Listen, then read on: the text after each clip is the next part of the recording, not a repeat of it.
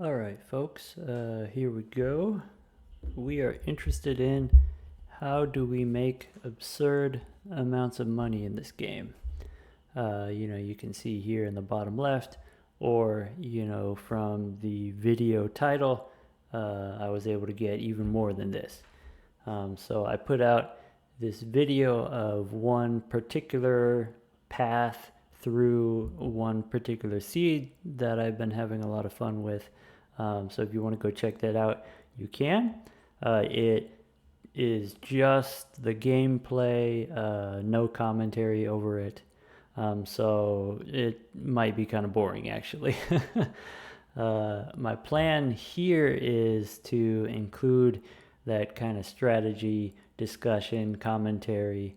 So, maybe some tips, strategies, thoughts that I have about playing the game in general, or a little bit more specifically, seeded runs and kind of how to explore and how to optimize a seed. And, even more specific than that, this particular seed and this particular run, some of the weird quirks and efficiencies that I was able to discover, sort of wanting to highlight some of the cleverness, I guess. This is my first time doing this kind of thing, so I don't really have a plan. You'll just kind of get what you get off the top of my head. Anyway, we can go ahead and get started here. There we go. So maybe the first thing to keep in mind when you're doing a seeded run is every move that you make, whether that's playing cards or whether that's discarding cards, those then determine what the shuffler will do next. So what I mean by that is here in this round, at the beginning of the round, the deck is already shuffled. The game already knows what order the cards are going to be in, dealt to you. But the next hand, or the next round, the next time the deck is shuffled, has not been determined yet. Or it is in some obscure way that's hard to track. So basically, as I'm going through this round, if I play like a certain full house or a different full house, then the next round the deck will be shuffled in an entirely different way, or even more subtle changes than that. If you discard an extra card or not discard a card, that will then change how the next time your deck is shuffled. So what that means for seeded play is, if I'm, let's say, instead of this being the first round, let's say this is like round 3 or something like that, I'm playing against the boss. And as I'm going through, trying it a couple different times, I'm not able to find the cards that I want to find. Maybe the thing that I'm looking for is 4 of a kind aces, and the aces are just at the bottom of the deck. So what you can do is you can go back to a previous round, as you're going through the seeded playthrough and sort of starting all over, go back to a previous round and just do things ever so slightly differently. And then the next round, your deck will be shuffled entirely differently. And so, maybe what you can do is do something different on an earlier round, and then that results in the deck is shuffled to where all the aces are on top or something like that. And so what you see here with just this first round already, here I have full house, 6s over 10s. If I wanted to just win this round with one hand, that would do it. That would give me enough points. But instead of playing that, let's go ahead and discard these 10s and play 9s instead. So full house with 9s.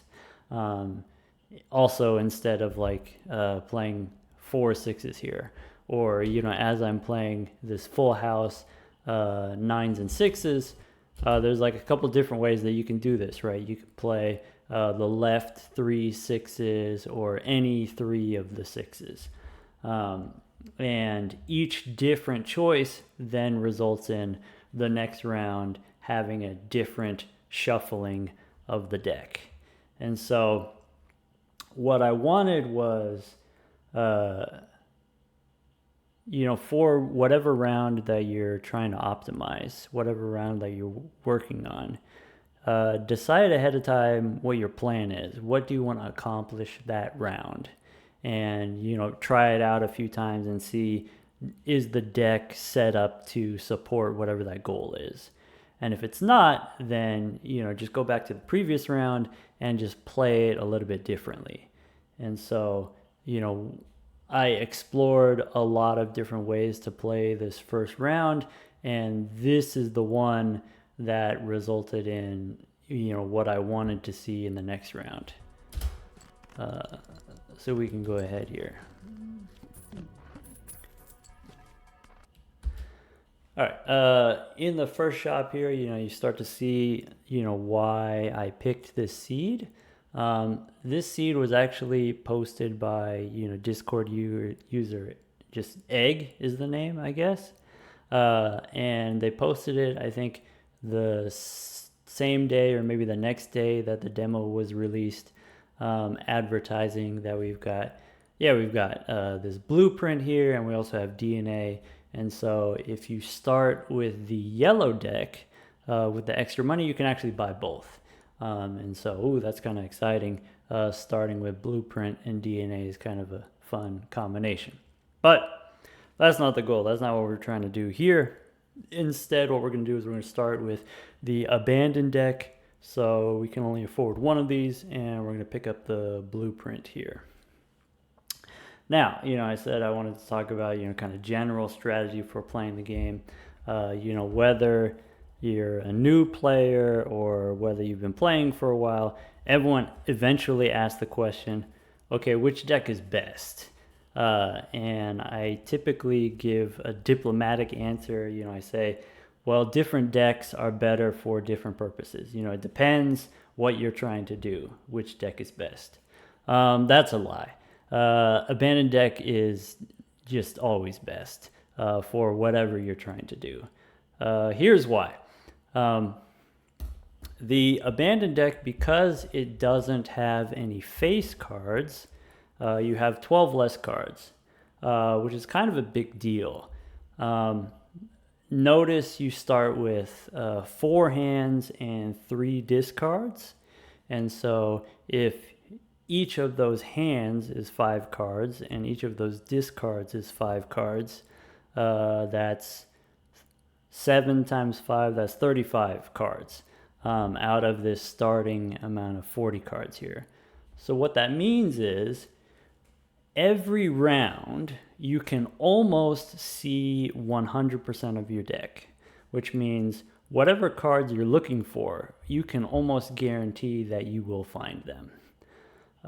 You may not find them as fast as you want, but you will find them eventually by the end of the round. So if you have just one very powerful hand that will win the entire round on its own, then you can guarantee that you will find it. If you have things like the voucher that give you an extra hand or give you an extra discard, now we're looking at 40 cards at a time. Or if you have a juggler, because you have more card or more max hand size, you can also see more cards consistently. Or if you apply any kind of tarot to your deck, specifically the Hangman Tarot, now your deck has even less cards, so it's even easier to see all of them every round.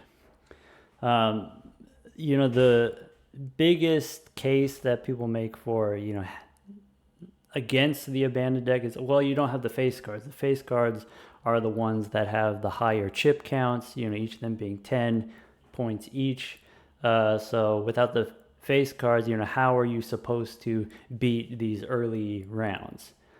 Well, with the face cards in your deck is also harder to get triples, right? Like in 26 cards, you can get 2 of every card and not find any triples, not make any full houses, for example.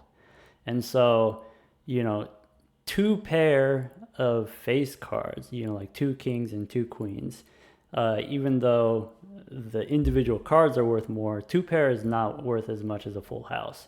Or even a flush with 3 of them being face cards is not as much as a full house.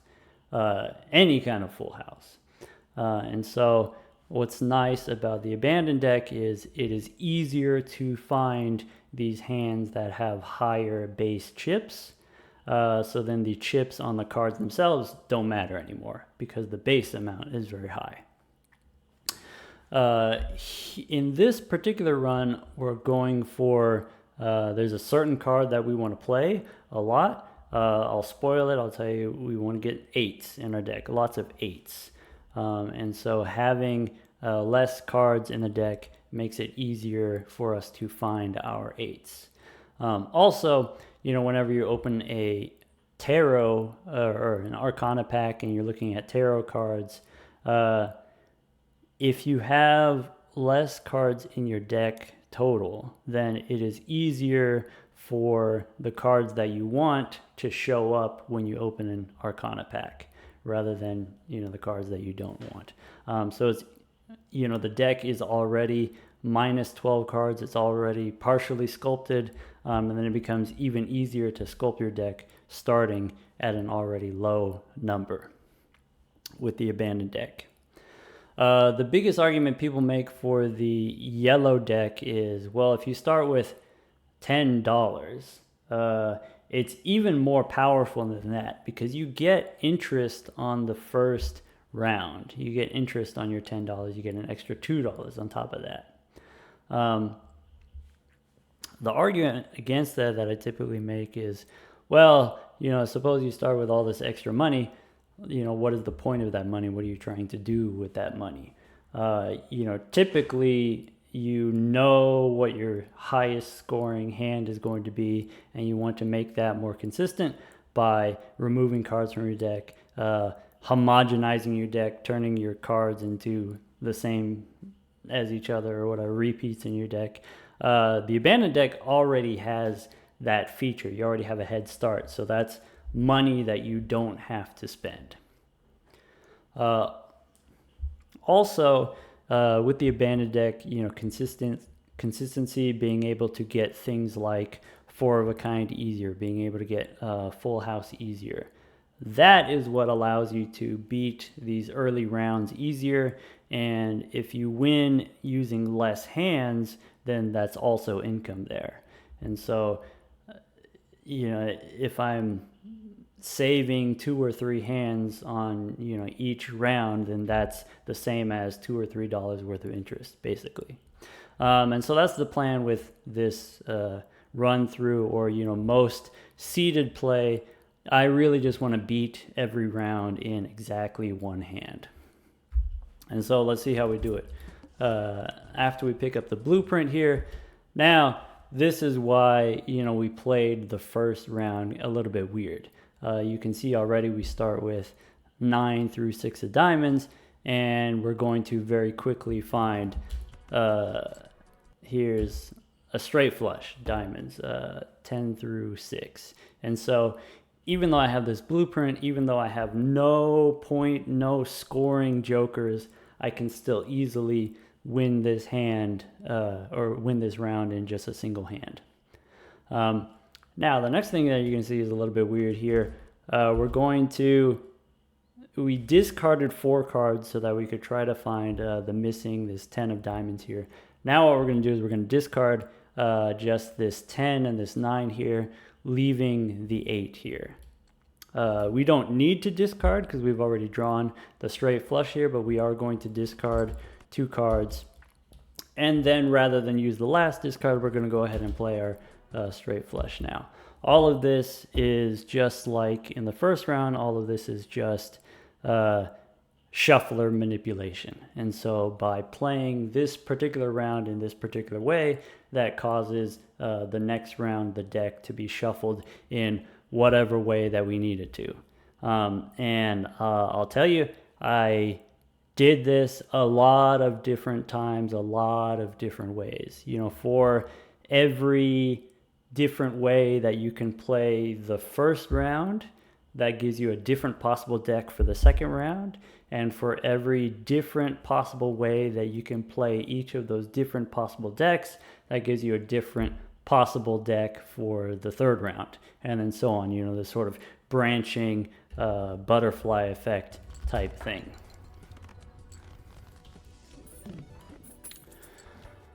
All right, if we go to the shop here, this is now it's starting to shape up, why we picked this seed, why I like this seed in particular. It's a classic. We've got the 8-ball, not just the 8-ball, we've got the blueprint with the 8-ball, meaning, every time we do the 8-ball, we're going to get twice as much taro. And we get it right away at the start of the seed. Great. Well, that's not all. So now as we're going through here, you can really start to see what's special about this seed. Not just that we have the blueprint with the 8-ball, but the first two tarot cards that it generates are the Fool and the Strength. And so what Strength allows us to do is I can turn, here I've got some 7s, I can instantly turn those into 8s. And within this same round, then play another pair of 8s. And then the Fool will give me another Strength card, and then I can make another pair of 7s into another pair of 8s. And so, okay, if that's the goal, then I need, sort of a very special shuffling of the deck for this boss here. So what I need is, I need to have 2 8s in the top of the deck somewhere, so that I can spawn in the tarot cards. Then I need my 4 7s kind of sandwiched in the middle. And what that'll allow me to do is I can use the tarot on my 7s. And then that way, when I turn them into 8s and I play the 8s and I get the tarot, I'm not holding a strength card, using up a slot here. So what I really want is I want those 7s, all 4 of them, to happen in the middle. And then after those 7s, I want to get my 2 8s after that.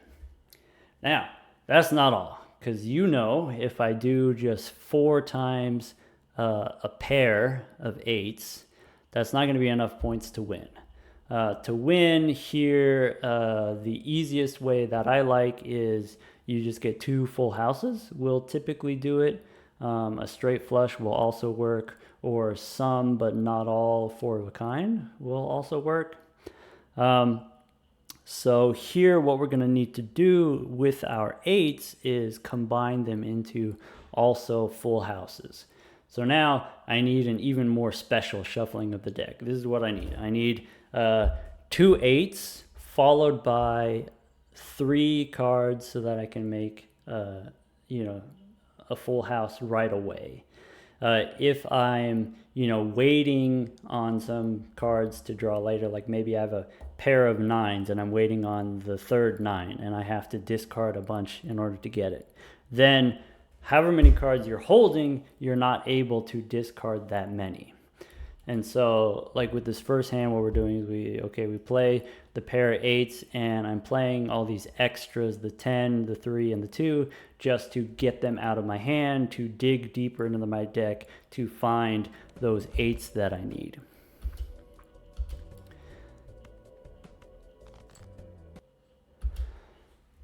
All right, and here's the first full house that we find.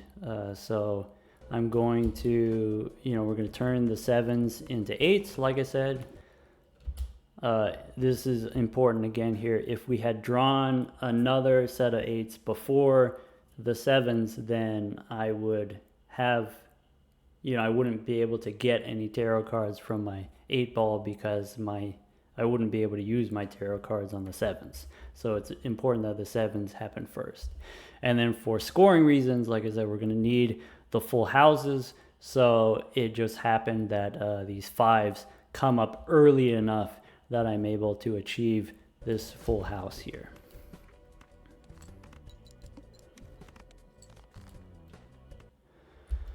All right, now what I was just saying about the discarding here, I'm holding the 9s so that I can use those to make another full house eventually. I'm holding the 8 and the 7 so that I can pair those, turning the 7s into 8s, using the 8s with the 8 ball. And because I'm holding so many cards, I'm only able to discard 4 cards instead of discarding a full 5 cards. I said earlier that if you discard 5 cards every time and you play 5 cards every time, you will see the whole deck.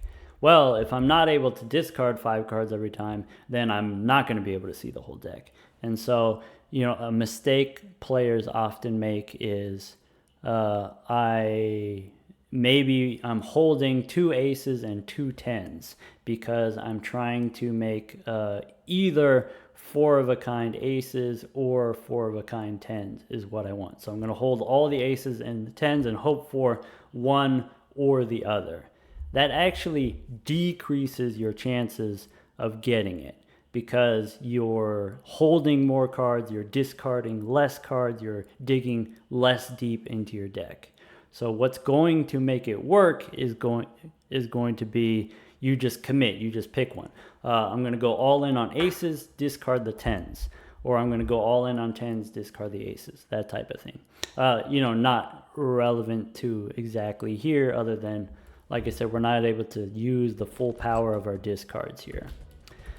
Even this next discard here is a little bit anemic. Now we're only discarding 3 cards at a time when we would want to be able to discard more. So what that means for us is I need all of my 8s, all of my 7s, all of my 3 of a kinds, all of that I need to happen in the top 30 cards and not have any 8s or 7s in the bottom 10 cards, which is a lot to ask. And so that's why, like I said, this particular shuffling of the deck for this round was really, really rare and difficult to obtain. But through, tens of hours of trial and error, I was finally able to find a combination that worked. So, going back to play round 1 a certain way, play round 2 a certain way, and then the result of that is the round 3 deck is shuffled in exactly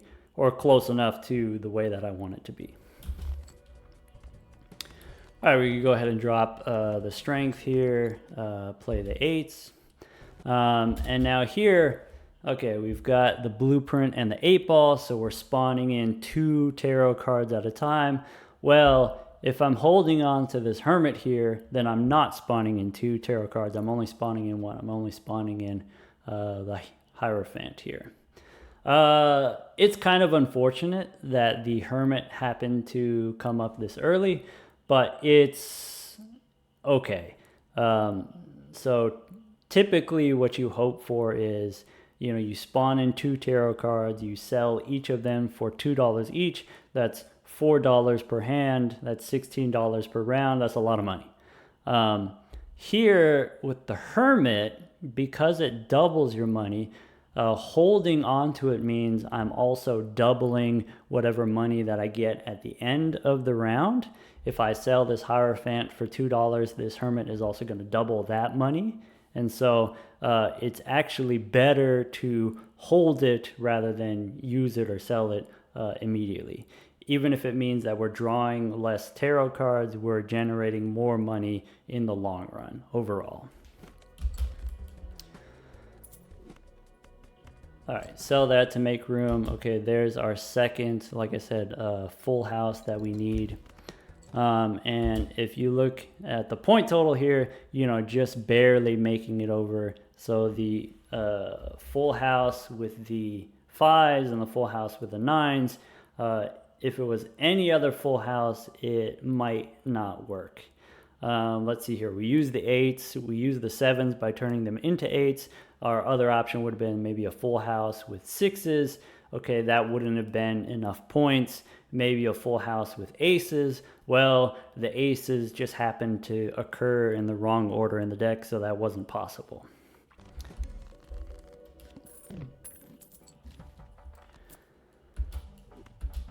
All right, when we get to the shop, now you can see, okay, that hermit, which could have been $2, and then, unlocking a tarot slot for us to pick up, another $6 or so, and then plus interest, could have been like an extra $10 or something like that. Well, by holding on to it, I'm able to exchange it for $16, which is a lot more.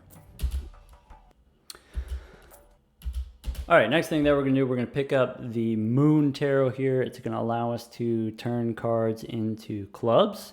And, okay, what I tell people is that if you can make a flush house, so for folks who, haven't gotten there yet, a flush house means it's a full house, but then all of the cards are the same suit. So it's a flush at the same time that it's a full house. The game awards you a lot of points for it. The base score, regardless of what cards you use, is 4,000. And then, depending on how many chips each card is worth, it goes up from there. Which means you can go through the first 3 antes, the first 9 rounds of the game, winning with just a single hand each time, a single flush house. Well, how, do I know that I'm going to get my flush house every time? How can I guarantee it? Well, that's, part of the magic of the abandoned deck, because we're able to cycle through our whole deck every time. I guarantee you we will find that flush house, and that'll be the finisher. If I get all 4,000 points, able to beat the third boss blind with just the base scoring of the flush house, that means I don't need any scoring jokers. I don't need to pick up Odd Todd. I don't need to pick up Even Steven, just for security. I can take only money, only income jokers if I want. But what we will do is, here, using just this one tarot card, this one moon card, we are able to achieve a flush house on the next round, and that would win us that round. But what we're going to do here is we're going to roll, and we're going to buy a summit. Now, let's say you didn't have the moon card and you weren't able to achieve the flush house this quickly. Maybe it takes you a few rounds down the line before you buy an Arcana pack, and then you get a suit changer tarot card from the Arcana pack. Well, second best thing I really love is the Summit, the Mystic Summit Joker. It gives you a multi-bonus when you have no discards left, which means for your first couple of hands, I'm playing pairs of 8s so I can activate my 8-ball. Those will be very low scoring, or, relative to when the summit is active. And what that allows me to do is play more hands per round. A lot of the times when you're picking up these scoring jokers, your hands are worth too many points, so you're only able to play 1 or 2 hands, and you're only able to use your 8-ball 1 or 2 times. I want to use the 8-ball 4 times per round. I want to use the 8-ball 10 times per round. In order to do that, I need to make sure that my score is low when I want it to be, and my score is high when I need it to be. And so the summit allows us to do that. We're also going to pick up the Emperor here. The way that the shop and the tarot cards, the planet cards, the way most of these things work in this game is at the beginning of the run, you can sort of imagine it as there's just an infinitely long list of jokers. That's every time you open the shop, every time you re-roll the shop says, okay, well, just give me the next 2 that are in the list. Or if you have a certain voucher, okay, give me the next 3 that are in the list. Or the same with Arcana pack. You open it up, okay, well, give me the next 3 tarot cards. And so the Emperor costs $4. You use it, you get 2 tarot cards. If you needed to, you could sell each of them for $2 each. And so what that allows us to do is, in this long list of tarot cards, what I'm interested in is certain tarot cards are more valuable than others. Hermit and Temperance and Fool also. Those are the ones that are going to generate me lots of money. So I want to dig deeper and deeper into the list, dig deeper and deeper into the queue in order to find those special ones.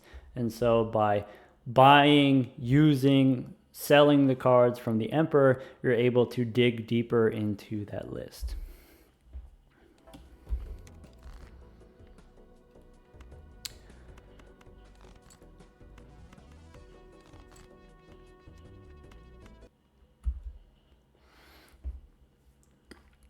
All right, here I'm going to go ahead and I'm going to make these 8s into clubs using the Moon Tarot. If I want to make flush houses, you need a particular combination. What you need to do is you need to hit 2 of one card and 1 of a different card. So for example, if I hit 1 10 and 2 8s and change them to clubs, in addition to I already have an 8 of clubs and I already have a 10 of clubs, then that one change is then able to get me 3 and 2, 3 8s and then 2 10s of clubs. Here what I'm doing is I'm hitting all 8s because eventually I do want to get to a place where not just 2 or 3 of my 8s, but all of my 8s are clubs and all of my 10s are clubs. So it'll be even easier to find my flush houses. And I happen to know, just through exploring here, that there's going to be another moon that comes up later in this same hand here. And I'll be able to later on apply that when I need to.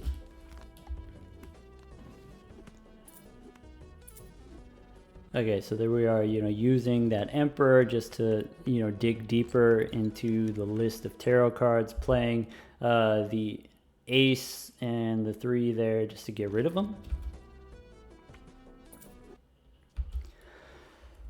All right, here, we're selling tarot cards to make money. I forgot to point out, when we were in the shop, we had like $28 or something like that, and typically what you want to do is you want to exit the shop with $25 or more because that at the end of the next round is going to give you interest.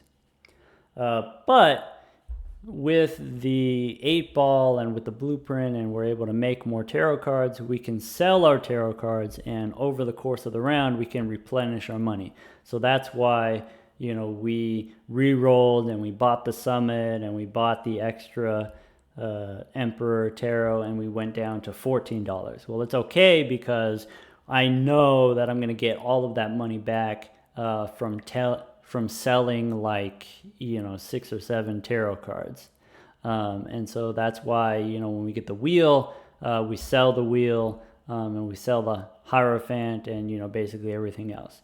All of these jokers that give you extra chips on your cards, all these jokers that give you extra multi on your cards, you don't need any of them. Flush House has enough base score on its own that you don't need any of those modifications. You can sell stuff and get interest.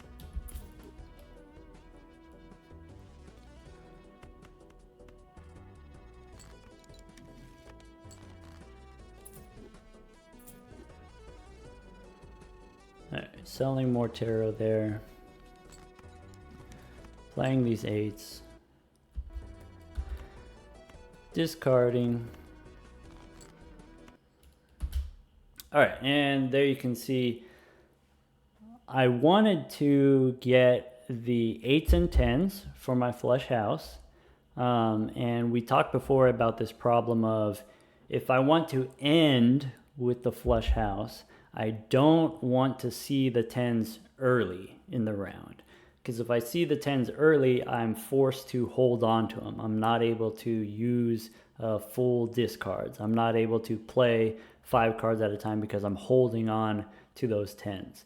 So, a little bit, again, deck manipulation, shuffle manipulation. You have to go back to the previous round, go back to the boss round, and okay, maybe discard an extra card here, maybe discard one less card here. And then that's going to allow us to manipulate the shuffler and give us the 10s later here. Also, this Moon Tarot, we got that from our 3rd pair of 8s. If we didn't buy the Emperor to dig deeper into the tarot queue, then whatever cards that the Emperor generated, we would have got those from the 8-ball. This moon would still show up, but it would show up later. It would show up too late. It would show up in the next shop, actually. And so in order to dig to this Moon Tarot here, in order to make our flesh house, okay, well, we need to get the Emperor. And in order to get the Emperor, you remember we had to re-roll in order to get it.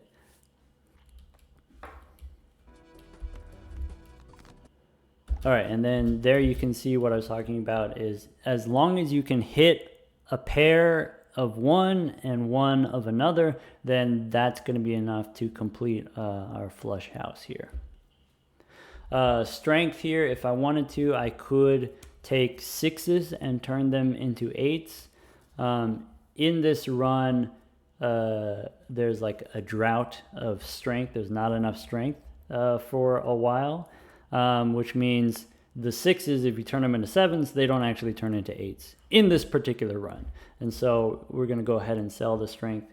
And I think in general, if you're trying to play for this like 8-ball strategy, don't worry about the 6s. They're not going to make it.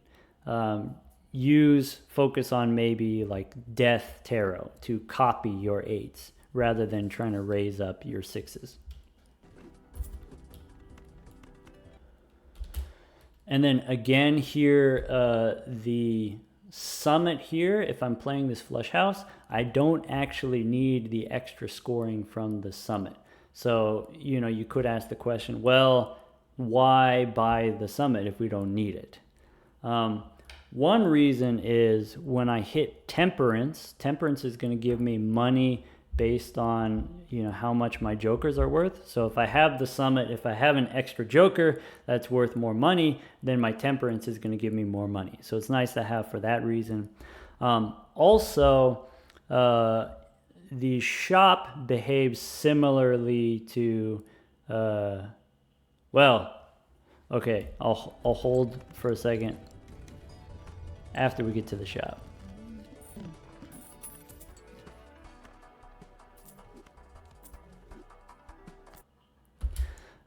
All right, here's the move. So if I were to, that sometimes the shop offers you the same joker repeatedly. Like maybe it offers you the ice cream. Okay, you pass, you re-roll a couple times, ice cream comes up again later on down the line. You also know that if I'm holding a joker, if I already have it, the shop cannot offer me the same joker. And the same thing happens to Arcana cards. If you're holding an Arcana card in your hand, the Arcana pack won't give you any more of those. Same thing with Planet cards. And so in this particular shop, what we have is there's delayed gratification. If I re-roll, delayed gratification is the next joker also. But if I have the delayed gratification as part of my jokers, then when I re-roll, it won't show up. More importantly than that, not only does it not show up, whatever spot that it was occupying, then that's deleted and it moves the shop queue along faster. So whatever jokers are later on in the line, they will appear earlier because that extra copy of delayed gratification was deleted. It was skipped. Same thing with this summit. So one reroll gives you, a second delayed gratification. but now there's no delayed gratification because we picked it up. If I re-roll again, there would be another Mystic Summit, but because I'm holding on to Mystic Summit, then that one is also skipped. So that's another reason for picking up the Summit. Even though we don't need it for score, it does progress the shop queue along faster. Is like one of the optimizations in this run. All right, we're going to pick up the Juggler here. Like I said at the beginning, Juggler is allowing us to see more cards at a time. It allows us to hold more cards at a time, like that. But what does that mean for us? If I'm trying to get my 8s, then it is easier to draw my 8s. It is easier to hold on to my 10s that I don't want to play until the very end. In general, you just get to see more of your deck.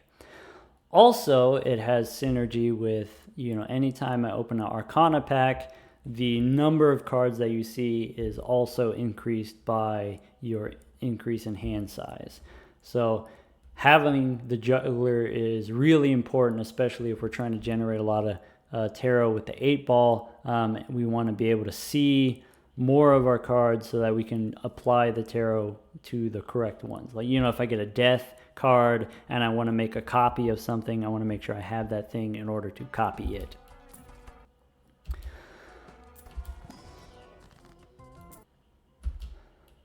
All right, so here's an optimization that I found. Like I said, I wanted to use the Temperance to generate money, so I wanted to have the delayed gratification and have the Summit, even though those are kind of like opposite abilities, having them means now when I use this Temperance, that's extra money. Also, okay, if we re-roll the shop one more time, the next tarot is this Temperance again. And so because I use Temperance twice, that pays for my delayed gratification. It's net $0. If we bought the Temperance and then didn't use it, and then you open the Arcana pack after, then the Temperance wouldn't show up in the Arcana pack. It would be skipped. And so what we want to do later on in this run is we want to hold certain tarot cards in our hand so that they won't be spawned in the Arcana packs, and certain ones we want to play so that they can be spawned. And so Temperance is one of those. Now, when I wrote a walkthrough or a guide for this, the next instructions are to re-roll 3 times. And the reason for that is we're going to be able to find our egg here. And so if we didn't buy the Summit, it would have been offered to us twice. If we didn't buy the gratification, it would have been offered to us twice. This egg would appear 2 more re-rolls further back.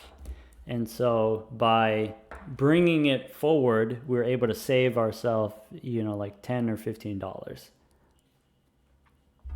So, this shop, we bought the gratification and now we're going to sell it.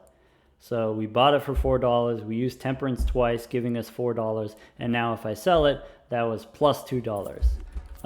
It feels kind of funny buying and selling in the same shop, but it does work out nicely. And we're able to pick up our egg right away. We could wait, we could get the egg later, but if I can get it early, then why not get it early?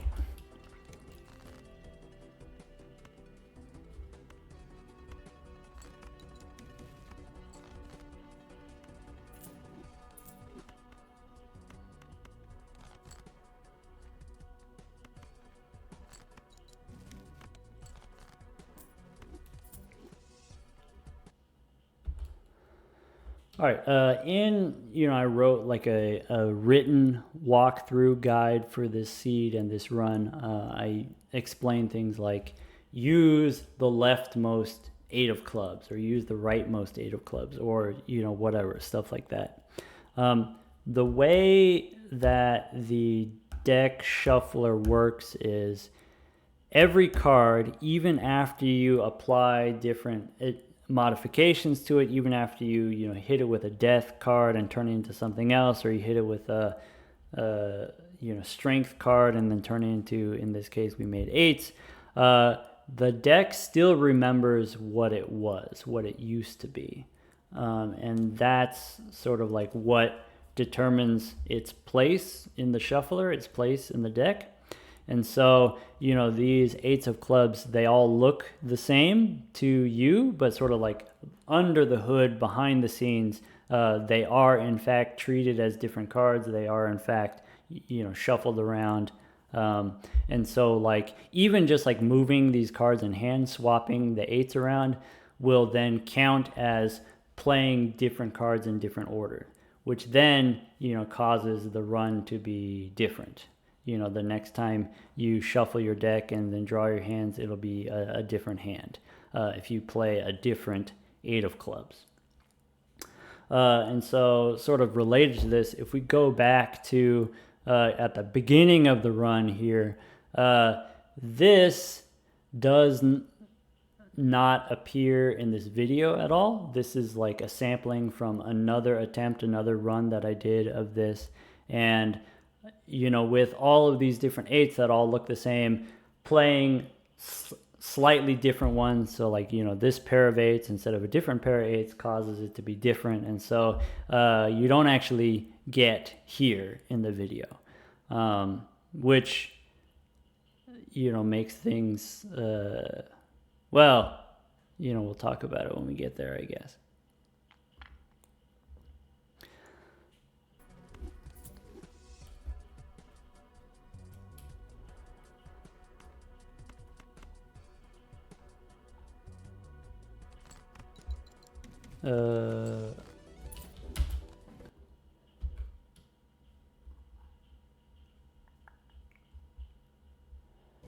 Never mind. Okay, yeah.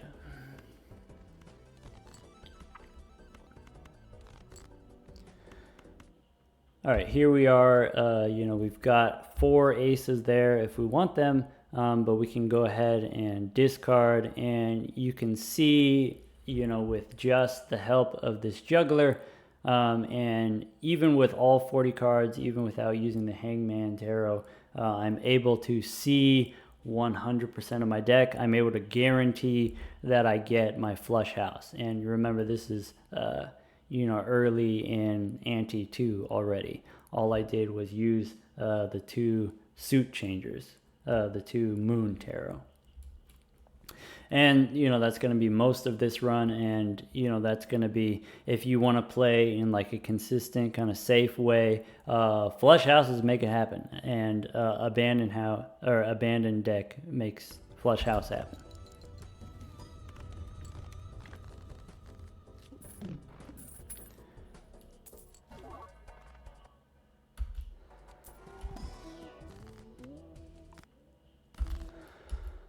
All right, kind of nice here that the sigil in the spectral pack is going to give us clubs here. So, it's convenient that we had the 2 moon tarot in order to make clubs earlier, and then now what we're going to do is we're going to convert that last 10 and another one of our 8s into clubs. The rest of these don't really matter. It's mostly the 10s and the 8s for our flush house that we care about.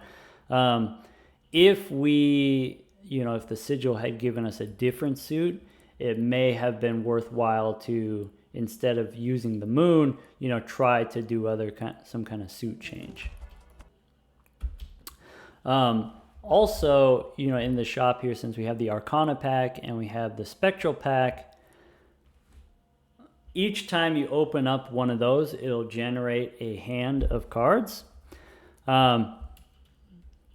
If you open up the Spectral pack first, okay, it shows you that hand, and you open up the Arcana pack, it shows you a second hand. If you open them in the opposite order, then it will show you the hands in the opposite order as well.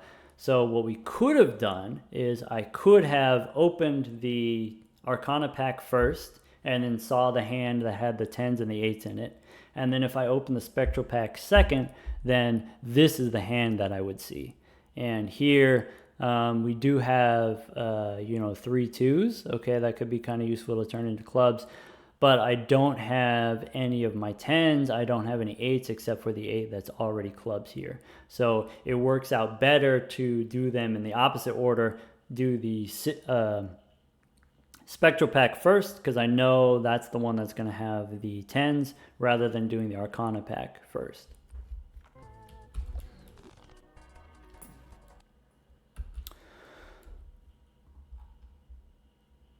All right, next thing that we're going to do, okay, we're going to re-roll twice, and we've only had this summit for 2 rounds, and 1 round it didn't even help us, you know, because we got the flush house and we didn't need the points. But we're going to sell it right away because, like I said, we don't need any scoring jokers. Flush house is going to be enough on its own. So I can go ahead and sell this and pick up the to-do list. It's a foil to-do list.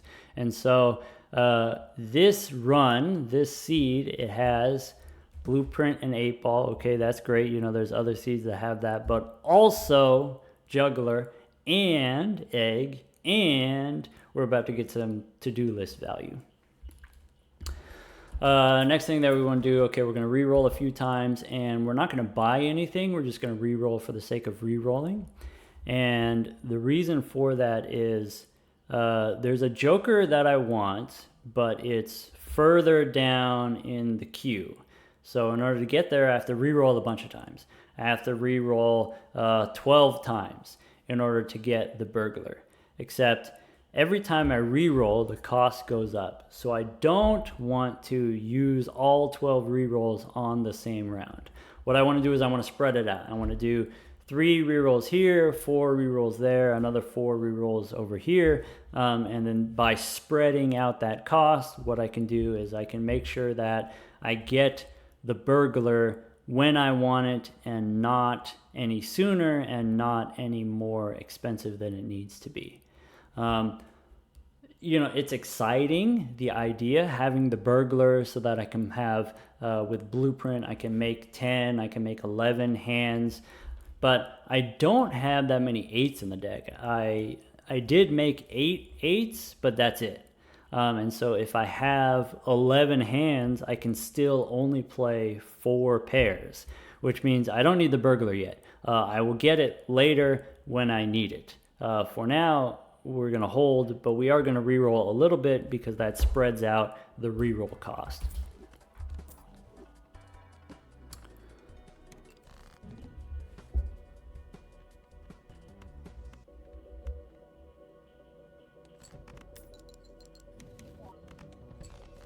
All right, so cool thing about this to-do list, first one is flush, second one also flush. So I'm playing my 8s, I'm getting my tarot, and also getting money.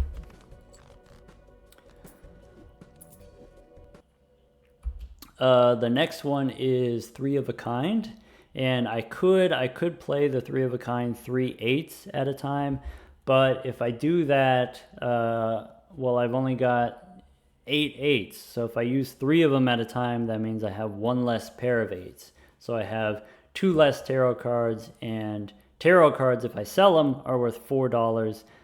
If I don't sell them, they could be worth more. You know, like I could get a Hermit Tarot or something like that. Or, you know, it's important just to generate them and then sell them. It's important to just cycle through the list and get to Temperance faster.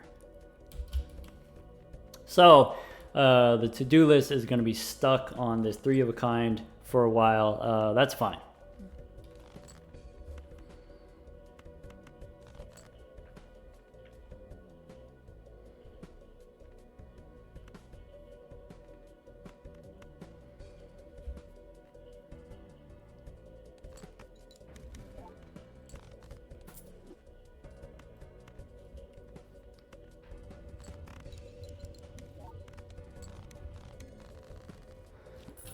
All right, there we go with the flush house again.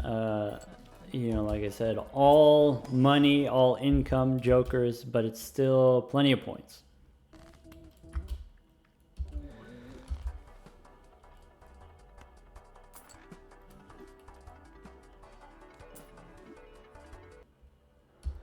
All right, in this shop, one thing we pick up is the grabber. And what the grabber is going to allow us to do, so remember with the to-do list, I said the next one is going to be 3 of a kind.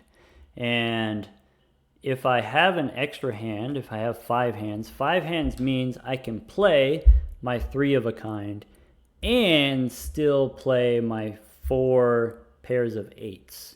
And so, that's exactly what we're going to do. I'm going to get my to-do list value, and at the same time, I'm going to get all of my 8s. Also, you'll notice here, we picked up the Strength Tarot previously. We're going to hold on to it for a while because, we'll skip through, like I said, a couple more re-rolls because, I need to spread out my 12 re-rolls over a couple rounds, 4 re-rolls at a time. All right, this is why we're holding the strength. Here, we're going to get this gold seal, and the gold seal is going to spawn in the shop. It's going to be a 7. 7 is almost an 8. I need a strength tarot in order to turn it into an 8. I did a couple days ago a different run of this seed without the gold seal, and not having the gold seal means, okay, I'm limited on the number of 8s that I have, so I'm limited on the amount of money that I can generate. I ended up only getting $800. And with this new path, this new run, I'm able to achieve, $1,600, $1,700. How am I able to do that? Well, if the gold seal is an 8, then I can play that 8 over and over again. When I use the burglar to get 11 hands, now I have an unlimited number of 8s. I can play 22 8s per round in my 30 card deck. So we need to hold on to this strength tarot. You could do it the other way. You could, wait until we get the 7 and then use whatever the next strength card is that we get. Well, the problem is with this particular seed, the next strength doesn't happen for a long time. So it's easier, more efficient to save this one rather than waiting for a future one. That's not going to happen soon enough.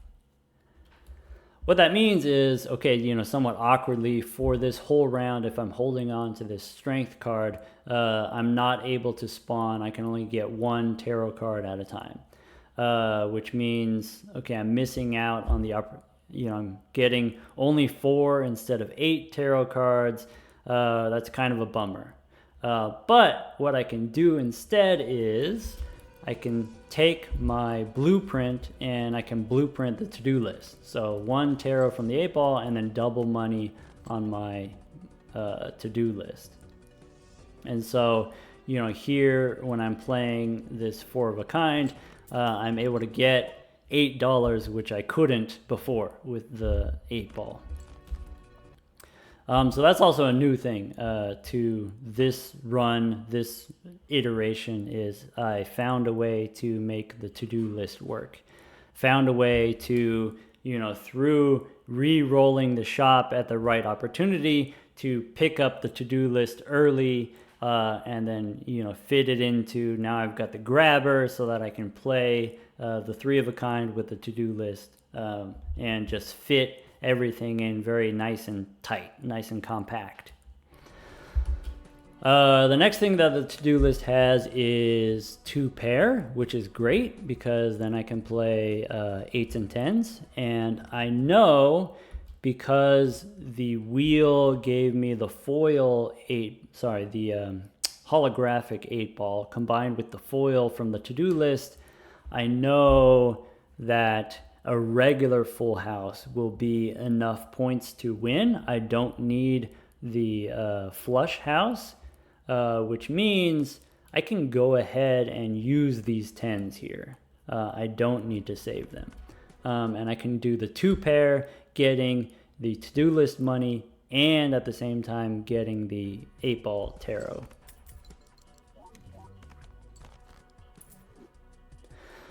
Next thing that the to-do list has is full house.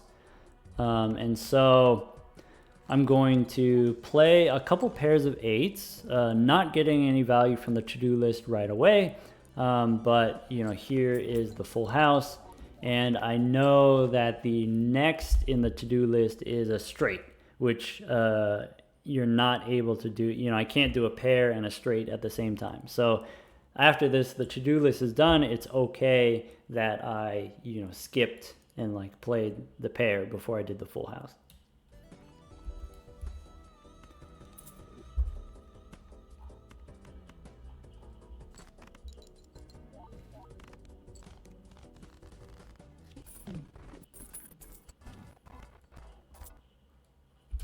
Okay, so there it is. Our gold seal, our I call it. It's a stamped 7.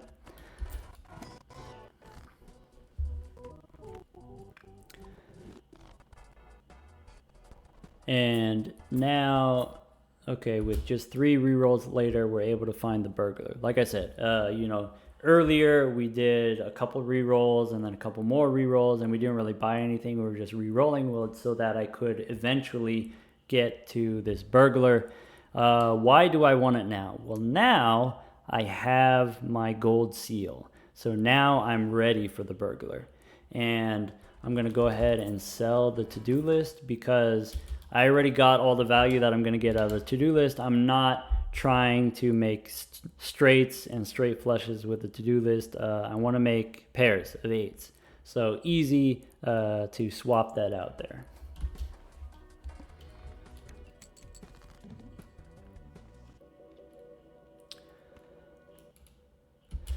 And look at that. So, this is another one of those situations where the 7 that you pick up, it could occur anywhere in your deck when it shuffles up. And if it occurs too late, then what that means is I'm forced to play more 8s early on. And then, since I'm holding on, I'm waiting to use the strength tarot, then it's blocking my hand, and I'm not able to generate enough tarot cards. So the optimal thing is going to be if the 7 is in the starting hand. So I need to do, whatever different deck manipulations. It's really just trial and error on the previous hand or the previous round in order to force this 7 to be in my starting hand. All right, now we're fully unlocked. If I had before 8 8s, well, now since I have the foil stamp or the gold seal, the stamped 8, if I play the stamped one with a regular one, the stamped one returns, and I can play now 8 pairs. I doubled the amount of pairs that I can get. And in those 8 pairs, if I find just one Death Tarot and I make another of these 8s, then now we've reached infinite numbers of 8s, which is basically what happens. Here we use the Justice to make a glass 6 there, and then break it immediately for deck thinning.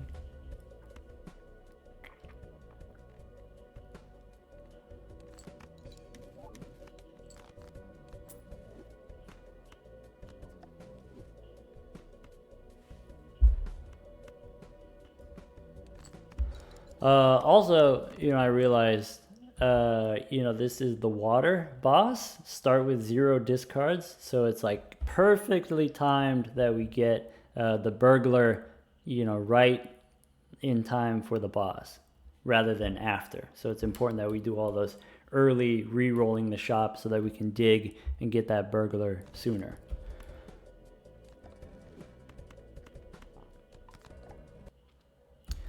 All right, it's starting to come together now.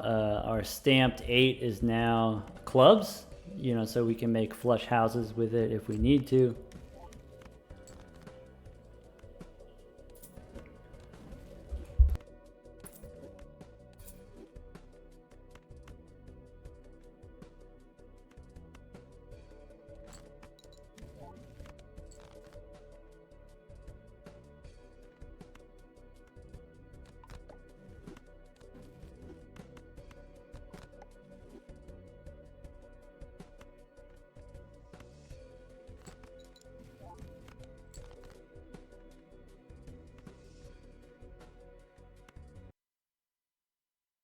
and we just get a ton of death back to back to back to back.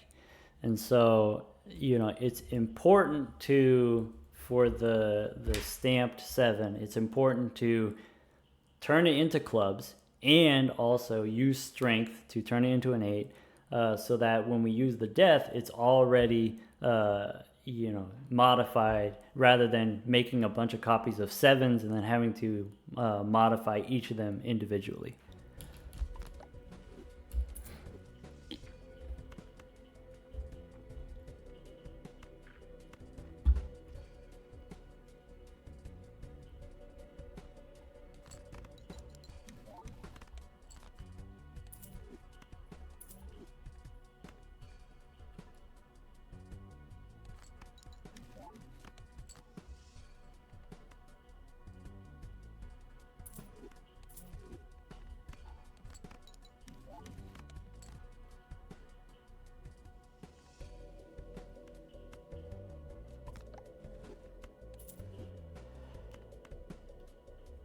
Yep, that's already 5 8s is a lot of 8s.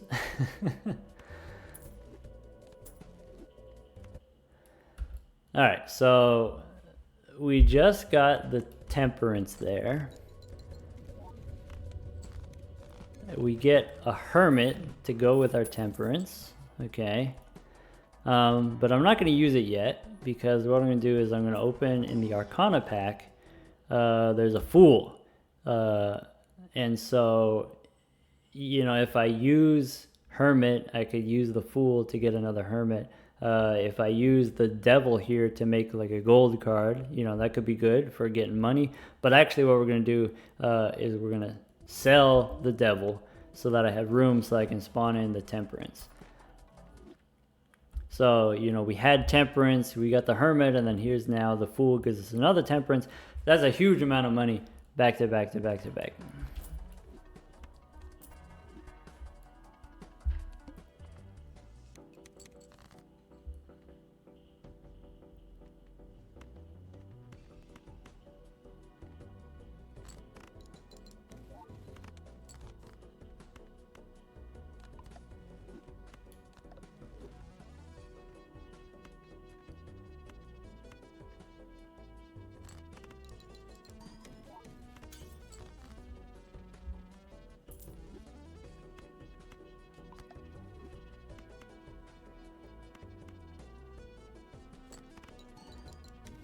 All right, I don't plan on, you know, watching this whole run. You know, it is like an hour-long video. I do plan on skipping around. But, you know, I did want to go through there for a second to show you, okay, we got the Emperor, and the Emperor gave us Temperance, okay? Then this next one, we get the Priestess. Okay, and a thing that you can do is you can use the Priestess. It'll get you 2 planet cards. Each of those sells for $2. So instead of selling the Priestess for $2, you sell the 2 planets for a total of $4. You get more money that way. Except we're not going to use the Priestess, we're going to sell it. And the reason for that is we just used Temperance, which means if I get a Fool, I can make a copy of that Temperance. Unless if I play the Priestess, then the Fool will copy the Priestess instead. And so, you know, a lot of the optimization in this run with the tarot cards is knowing, okay, when is the Fool going to come up? And so I know, is it safe to play my Emperor? Is it safe to play my Priestess? Or maybe what I'm supposed to do is sell them instead so that my Fool will give me another Temperance instead.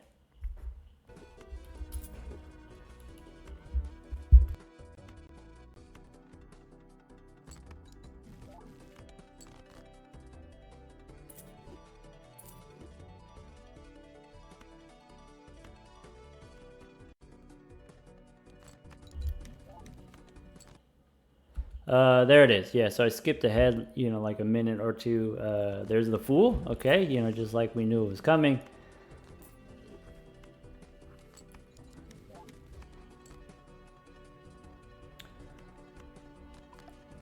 And now that I know that there isn't a fool coming up, now it's safe for me to use my Justice Tarot, for example.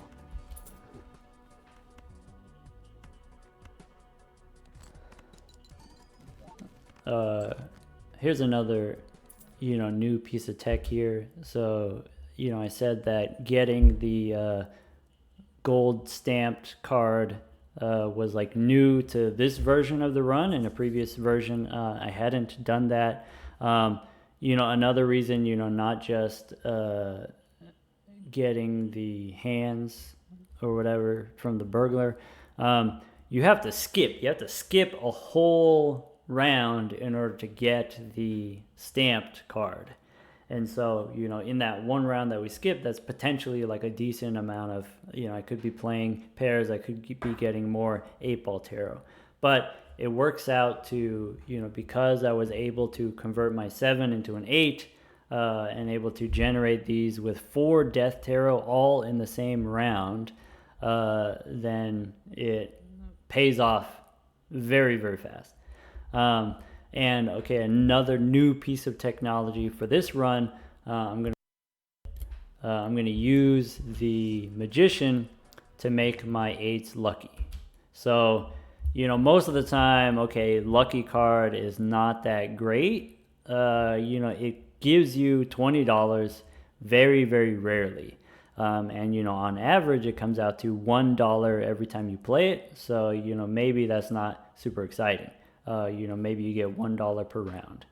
But if these are stamped and they keep returning to my hand, then I can play it over and over again and potentially get that $20 multiple times in the same round if I'm playing 4 of these at a time.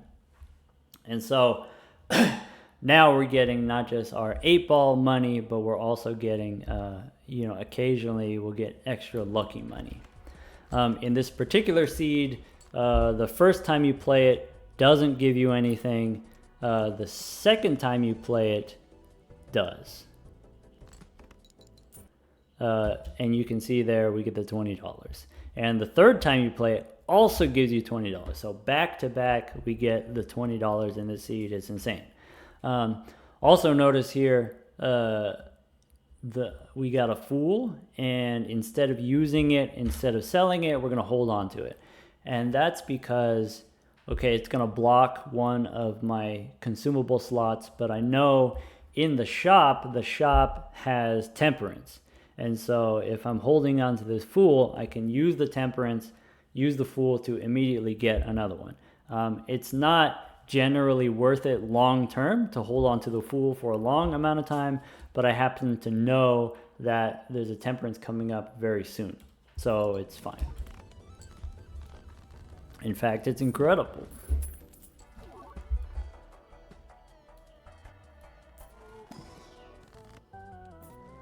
All right, so there's the temperance. Then I can use the fool and another temperance right away. Sell the Empress. Always sell the Empress.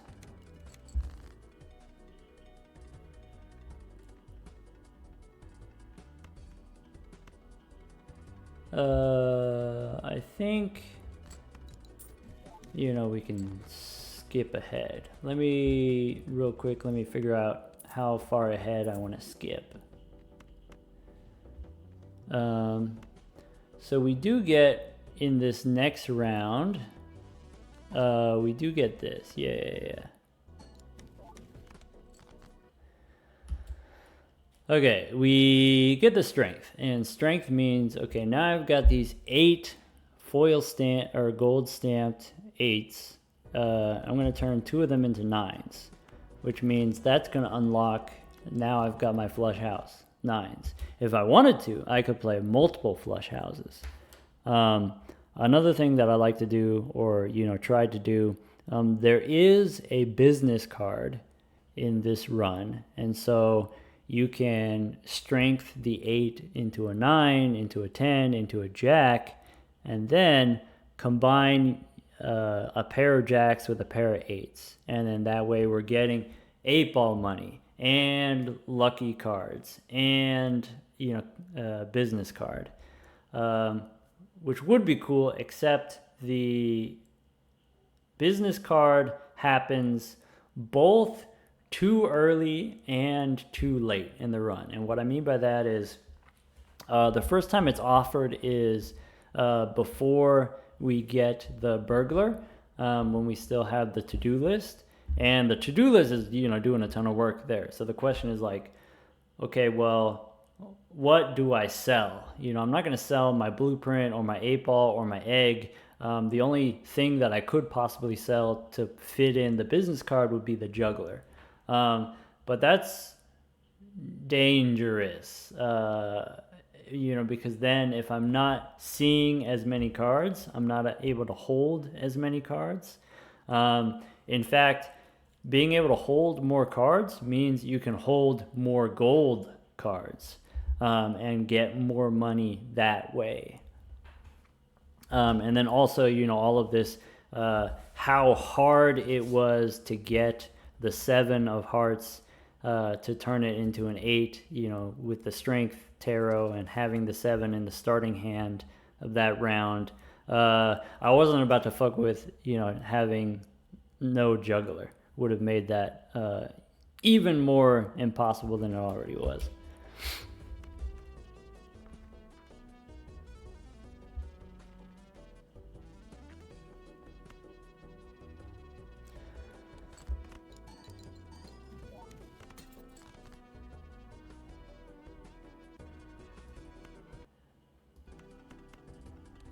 In the... Yeah, where is it? We've got the wheel boss coming up. For some reason, there's only 3 face down cards. And, since this is a seeded run and we've gone through it a number of times, we know what the cards are.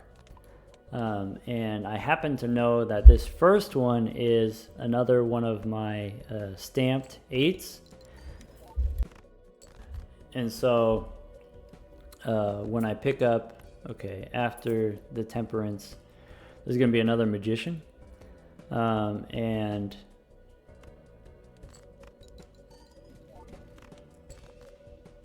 wait, maybe it happened already. Whatever. If I get the Magician, then knowing already that the face down card is an 8, I can apply the Magician to it. There it is. Okay. I can apply the Magician to the face down card.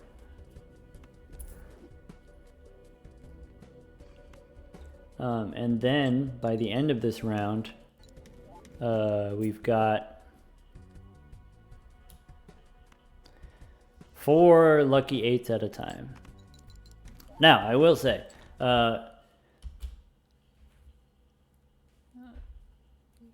when I play 4 of a kind 8s, if it doesn't hit lucky, if it doesn't give me the plus 20 multiplier or whatever it is, then the base hand is worth like 1,300 or something like that.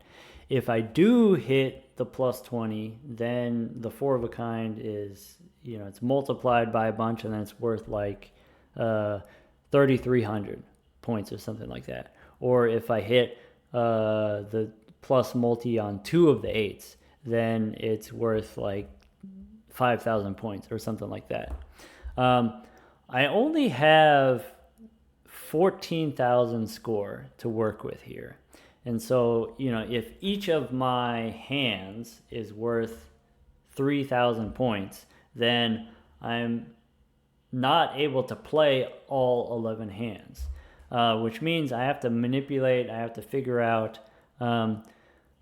in what order the lucky cards are going to trigger. And so, this is a thing that's known anytime you're playing seeded, whether it's like Wheel of Fortune or whether it's glass cards or whether it's lucky cards, when it's going to happen.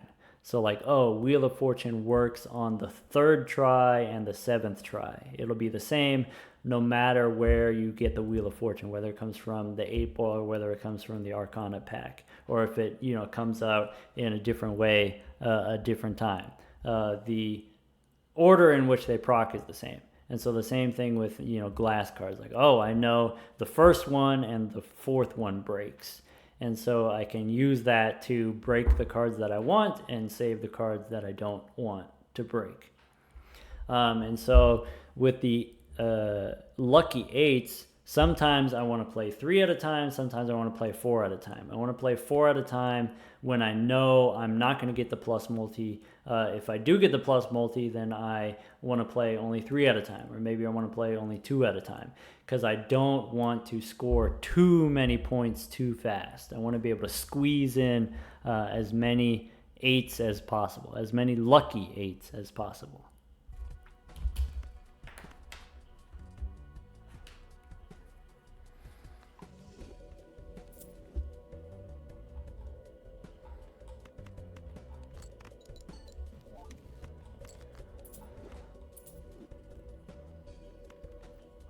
All right, we're nearing not the end of this run, but, the end of, what I plan to record this video or whatever. And that's because we're coming up on the last piece of technology. This is really quite special here. So we get the crystal ball voucher. And so what that does is it gives us an extra consumable slot. So, okay, instead of having up to 2 tarot cards at a time, now we can go up to 3 tarot cards. Here's why that's important.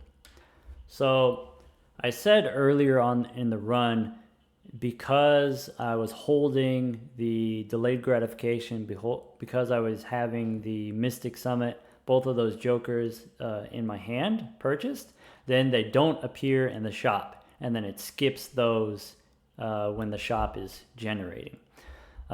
Same thing with tarot cards.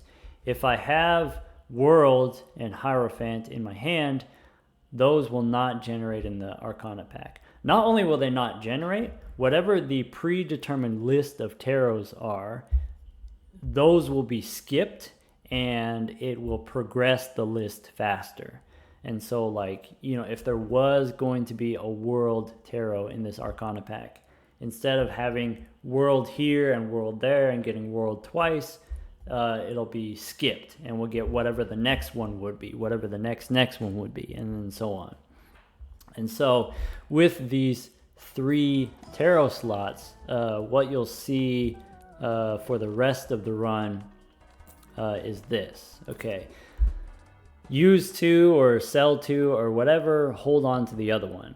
And so now when I go do my 8-ball stuff, if there would be a World card, okay, it skips and then moves on down the line.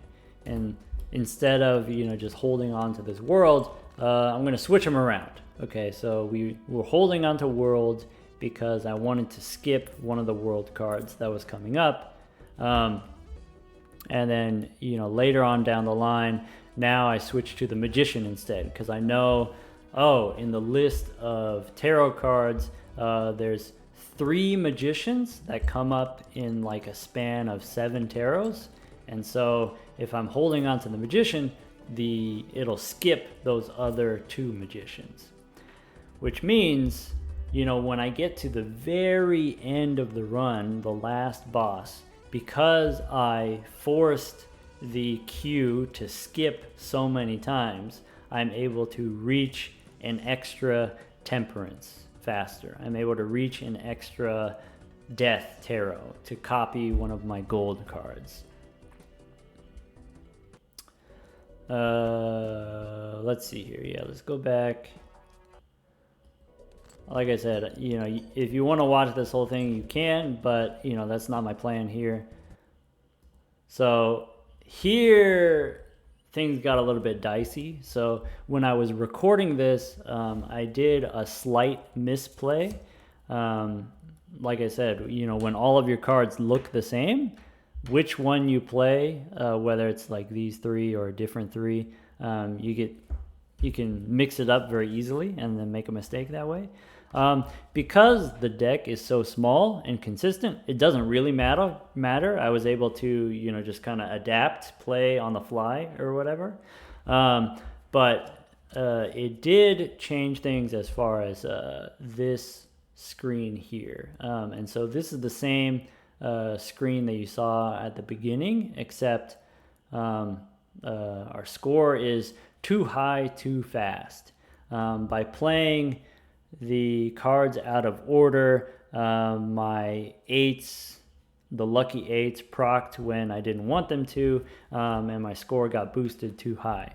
So now I know if I play four of a kind, that'll give me baseline. It's going to give me like 1,300 points. If it procs any of the luckies, then it'll be 3,000 points. It'll be too much. So how do I fit in 3 hands into just, there's like 2,000 points left for me to work with? Well, I gotta, play them just 2 8s at a time, or play like 3 8s at a time. I don't get to play my full 4 8s at a time, which is a little bit unfortunate.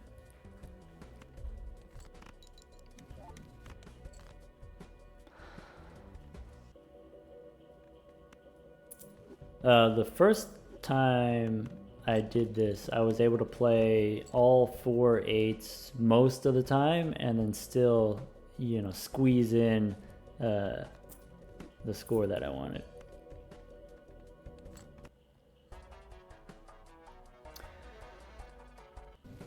All right, now we're going into the final round here, and for the final round,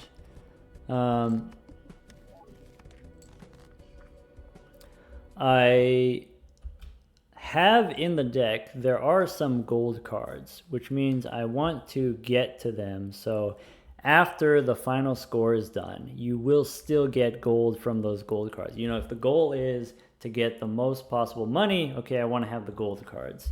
And so what that means is if I sell this burglar, then my cards will be no longer debuffed, which means the ones that have the gold stamp and the ones that return to my hand, they'll return to my hand, and then I can't cycle past them because they'll just keep being used over and over again. And so by keeping this debuff, by keeping the burglar, I'm able to cycle through my cards that way. Also, I know Temperance is coming up. You can see here I've got 1,400, but the high score I got was 1,670 or something like that. So I want to hold on to my jokers as long as possible in order to get that Temperance money. And once I know that there's no longer any Temperances left in the run, then it's okay, then it's safe to start selling jokers.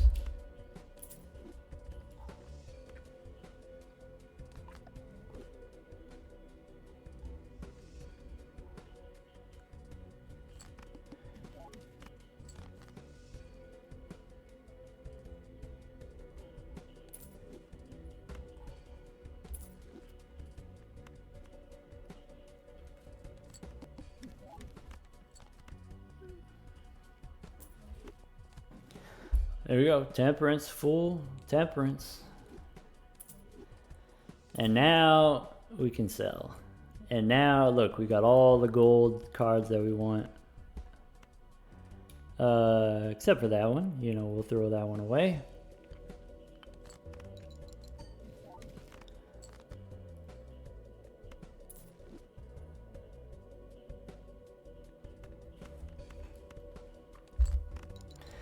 Yeah, just a couple minutes left, so we might as well let it play out, I guess.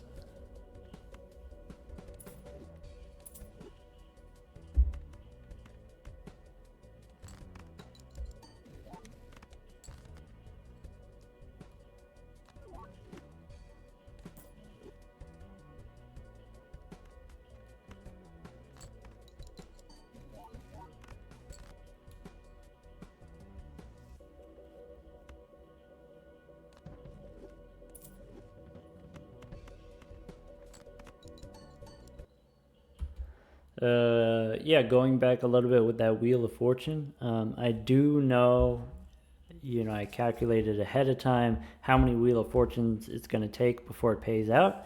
So I know it's going to give me the foil. So it's better, instead of selling the Wheel of Fortune for $2, it's better to play it, get the foil, and then that way when I sell the Joker, I get more money because it was foil.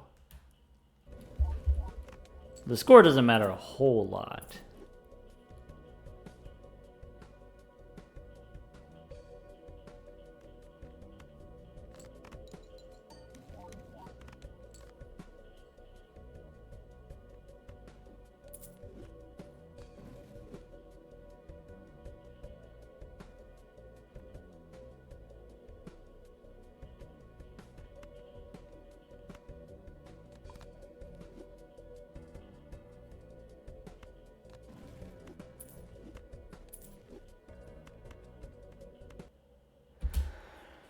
All right, so here I know my flesh house is, going to give me something like 15,000, I think, base.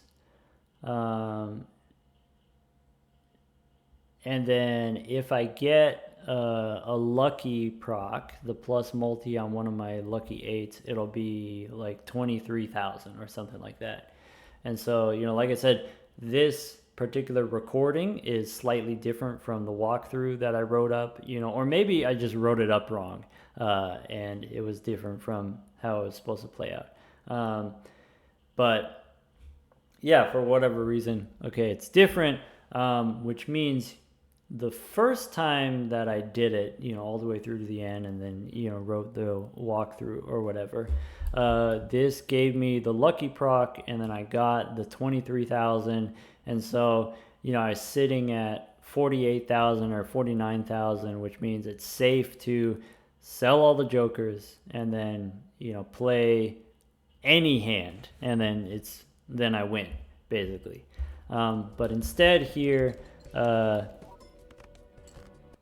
I don't get the proc, which means now I need, a little over 8,000 left in order to win. Very stressful, because now I don't actually know. Here I'm relying on the plus multi from the 8-ball and the plus chips from the juggler. If I take those out, now my flush house is not worth 8,000 points unless I get the lucky proc, which I didn't yet. And so, okay, at the end here, I'm like calculating it, and I have a Devil Tarot. And so what I can do, what I did in the original is I turn one of the 8s into gold. And so, after you play it, it returns to your hand and it's gold and you get money for it. But it turns out that I do get the lucky proc, but it happens on the last one. It happens on the third one. So if I had turned it into gold, I would have lost, actually, and then had to start all over. So, kind of lucky-ish, I was hedging, to sell the devil instead of using the devil. But, that's a thing that I did before, is I used the devil to turn the card gold. So, it's probably possible with a slightly different playthrough, to get more money, but, 1670 or whatever is decent already. And then you'll see it here when we play the flush house, we get the plus multi on the last one. And we also get the plus $20 here. And that's what's going to take us over the edge. We've already got 1649. And then now, since all of my cards are gold, oh yeah, listen to the money sounds. Anyway, that's all that I had planned. This is already kind of a long video recording or whatever.